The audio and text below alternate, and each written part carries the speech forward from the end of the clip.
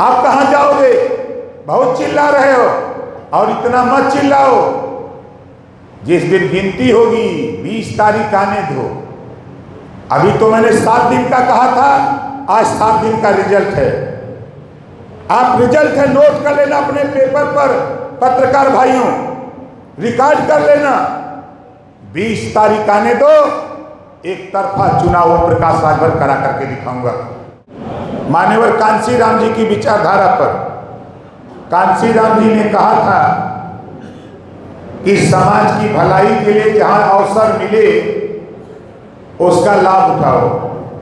बोलो, कहा था कि नहीं कहा था? जो हमारे मान्यवर कांशीराम जी की बात को पढ़े होंगे, सुने होंगे, वो अच्छी तरह जानते होंगे। उसी का नतीजा था कि उत्तर प्रदेश में पहली बार, मैं भी उस समय बसपा में था, 1995 में जो पहली सरकार बनी, तो मान्यवर कांशीराम जी की वही विचारधारा थी कि समाज की भलाई के लिए हम कहीं भी हाथ मिला करके समाज का भला कर सकते हैं। वो दौर मैंने देखा, फिर दूसरा भी दौर देखा, तीसरा भी दौर देखा। और जो विचारधारा मान्यवर कांशीराम जी हम लोगों को पढ़ाए, उन्होंने यही पढ़ाया कि जो बात गौतम बुद्ध जी ने कहा, बुद्धं शरणं गच्छामि, बुद्धं शरणं गच्छामि, बुद्धं धम्मं शरणं गच्छामि, बुद्धं संघं शरणं गच्छामि। बुद्धि की शरण में जाओ, संगठित हो और संघर्ष करो। और जो फिर उसके बाद हमारे महात्मा ज्योतिबा फूले, सावित्रीबाई फूले, छत्रपति साहू जी महाराज, बाबा साहब डॉक्टर अम्बेडकर जी, जब संविधान बाबा साहब ने लिखा, बाबा साहब के साथ क्या क्या हुआ, समाज के साथ क्या क्या होता था, हम और आप अच्छी तरह जानते हैं। धन्य है बाबा साहब डॉक्टर अम्बेडकर जी, जिन्होंने पूरे संविधान में एक शब्द भी नफरत नहीं लिखा। पूरे संविधान में कहीं नफरत नहीं लिखा। पूरे संविधान को आप पढ़ेंगे, पहले पन्ने पर भी पढ़ेंगे, शुरुआत करेंगे तो समता, स्वतंत्रता, बंधुत्व और न्याय पर आधारित भारतीय संविधान। आज ओम प्रकाश राजभर, बेशक हम भारतीय जनता पार्टी से समझौता किए, कोई दिक्कत नहीं, गठबंधन का दौर चल रहा है, और उस गठबंधन में अकेले हम सरकार नहीं बना सकते। इस नाते हम लोग मिलकर के सरकार बनाए हैं, तो सरकार बनी है जो देश के प्रधानमंत्री माननीय नरेंद्र मोदी जी, उत्तर प्रदेश के मुख्यमंत्री योगी आदित्यनाथ जी, जो जिम्मेदारी उन्होंने दी है, उस जिम्मेदारी का लाभ चुनाव आचार संहिता खत्म होती है तो आप उसको भी उठाने का काम करिए। और आपसे कहूँगा, ये चुनाव है, हमारे पत्रकार भाई लोग कुछ यहाँ ऐसे साथी हैं जो गलत सूचना फैला रहे हैं, उन साथियों से कहूँगा कि जो मैं बोल रहा हूँ 4 तारीख को नोट कर लेना।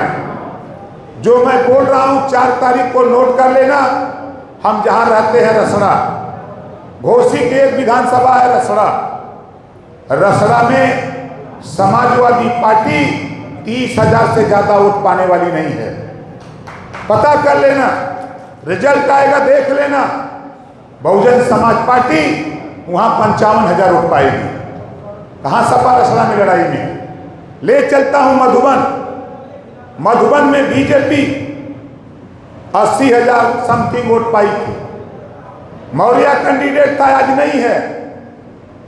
और जो चुनाव समाजवादी पार्टी से जिसको हम लोगों ने लड़ाया था, उमेश पांडे जी, वो भी हम लोगों के साथ, और ओम प्रकाश राजभर भी भारतीय जनता पार्टी एनडीए के साथ। उन समाजवादी पार्टी 75,000 वोट पाई, और 75,000 वोट में से हम अपना वोट और उमेश पांडे जी का वोट खाली निकाल दें और मौर्या का वोट जोड़ दें तो समाजवादी पार्टी 50,000, समाजवादी पार्टी 50,000।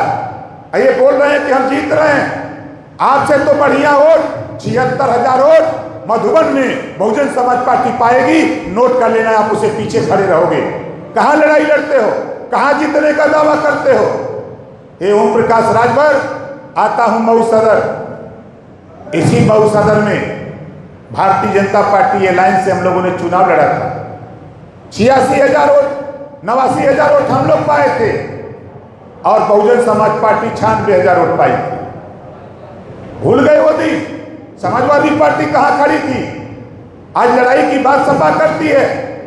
और ओम प्रकाश राजभर ले चलता हूं आपको मोहम्मदाबाद।